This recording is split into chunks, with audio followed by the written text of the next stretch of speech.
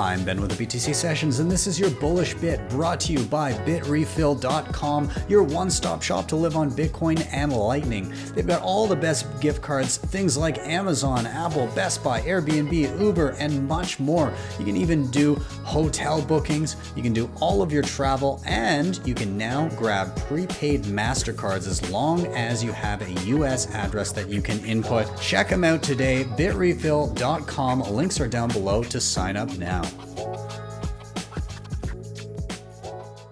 I just got to spend some time in Turkey, and it was wild what percentage of the population is using Bitcoin. Sadly, they're actually using, like, probably number one most popular is Tether on Tron, if you can believe that. Like, it's like the most unholy thing I can imagine. But right behind Tether on Tron is Bitcoin. God, it just sounds bad saying it out loud.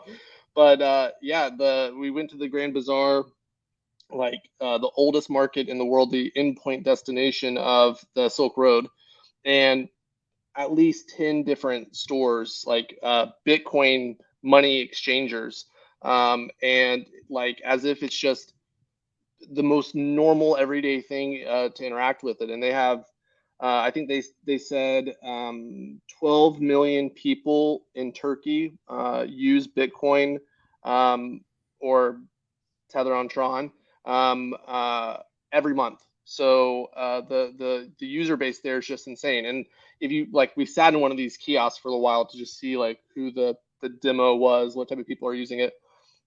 Russian guys, Ukrainian people. I mean, as the world falls apart, the need for Bitcoin just becomes so blindingly obvious to the people who are on the front lines of that deterioration. And so, you know, if you're from a war-torn region, Bitcoin is by far your best tool to have some standard of living. So it's just, I completely agree that Bitcoin's becoming real to people, and real in a way that it's never been before.